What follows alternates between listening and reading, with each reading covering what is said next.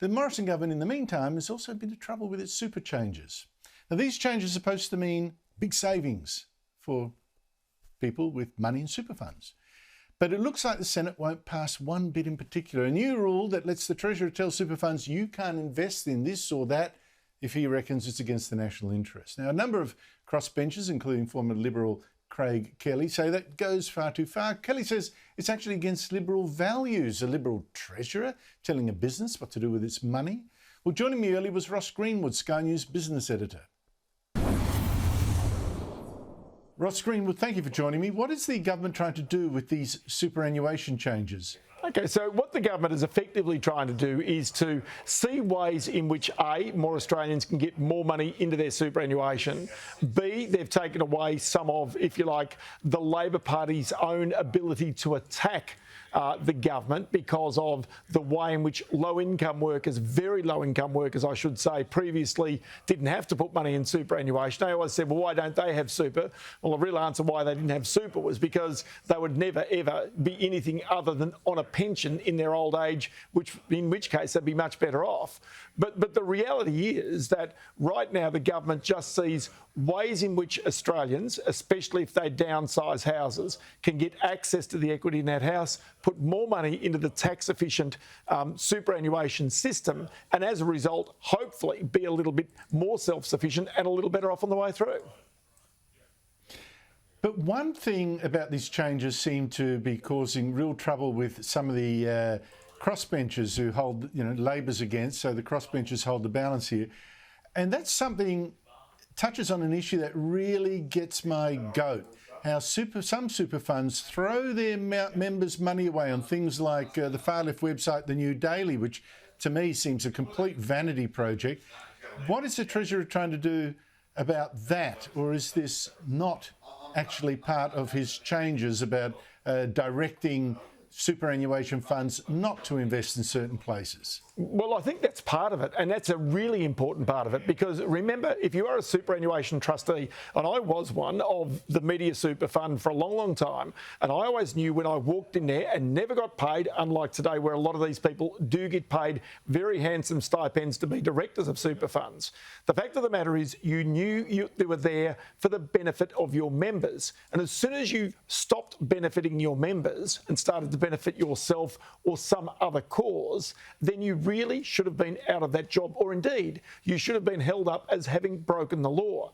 Now, the important part about this is what is to the benefit of the members. Now, that's become quite opaque in some ways. It's hard to work out is, sort of giving information out in one hand, is that to the benefit of the members? Note also that the big super funds have recently sold out ME Bank. Now, ME Bank has now got criminal charges against it by the corporate cop ASIC because it somehow allegedly misled the investors, who were all members of super funds. Now, these were all backed by the big industry super funds. So, even though the corporate super funds, mostly owned by banks, have clearly been ravaged by what's taken place in the Hayne Royal Commission, don't imagine for a moment that even though they are not for profit, that the industry super funds don't have either some fat or indeed some excess that they could have taken out. And that's, I think, what the government's trying to do here. Now, look, I mentioned The New Daily, why are super funds funding that? I've got to say that this directions policy that the government wants it applies to investments that it says are against the national interest. I'm not sure people could stretch it to include the New Daily, but Ross, it seems to me there's a danger here, and it's one that Craig Kelly, who's now a crossbencher, was a Liberal, has picked up on too. This power that the Treasurer wants under this legislation to say, no, you can't invest in things that I think are against the national interest. Isn't it true that a future Labor Treasurer will say, well, look, investing in coal is against the national interest, global warming and all that? Isn't that a risk?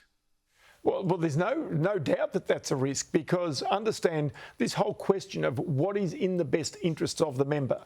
And as a result, this can be tweaked any which way. The big industry super funds, they're the biggest in the country. So we're talking about, Australian Super, Seabust, Host Plus, these giant superannuation funds. They already have boards that are representative of employers and obviously of union or worker representatives, independent chairs in many cases. So already those philosophical fights are happening inside those superannuation funds, it also goes to issues such as corporate pay. How much is enough for corporate pay? Who decides that? Well, they're now the shareholders, so they have inordinate influence over this type of thing. Do bear in mind one thing, and that is we as Australians, with more than $3 trillion in superannuation right now, collectively pay $30 billion a year in fees. $30 billion. And despite the fact that there is so much money that is coming out of this superannuation system into the pockets of fund managers and lawyers and others, the fact of the matter is we still are overcharged as compared with people in the United States, in the UK, in other parts of the world where fees are much, much lower. And that, I think, is the ultimate ambition of the Treasurer, is to try and get Australians to pay less for their superannuation than what they currently do. Because remember, every 0.1% ultimately is tens of thousands of dollars out of your pocket in your retirement. Oh, that's just a shocking figure you've just given there. That's just terrible. Just quickly, the shutdown in Victoria, isn't this going to smash businesses, particularly when this time there is no JobKeeper to help them? The government scrapped that back in March.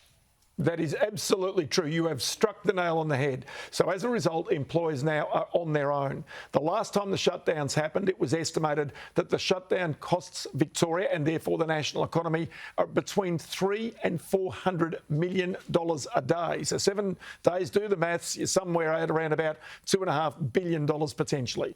Now, the important part about this is that business right now, remember that the budget that's just come down from Tim Pallas, increasing stamp duties, increasing payroll taxes, in other words, increasing taxes on business. In the meantime, you go to New South Wales, they're reducing payroll taxes for people who are employing up to another 30 people. So, where do you think business will invest in the future? Interestingly, I spoke today with Jennifer Westacott, the Chief Executive of the Business Council of Australia, and it would be fair to say that she's livid, fed up in fact. Now, I'm going to play the full interview on Business Weekend this weekend, but just here's a little example of Jennifer Westacott really dishing it out to the Victorian government. We don't have a Victorian strain. New South Wales has done the bulk of the heavy lifting on quarantine, and yet, for whatever reason, the Victorians have not got their systems right. They haven't got their tracking and tracing right. They haven't got their local containment right. And so the whole state has to kind of then suffer the consequences of these lockdowns. Are you telling me this is a political problem? It's a systems problem. They've got a systems problem. And I can't understand why they can't get this right. Well, I can't say I blame her at all for that, Ross Greenwood. Thank you very much for your time. And we'll, of course, to repeat, it'll be the full interview will be on your show next Sunday. Thank you very much for your time. No problems at all, Andrew.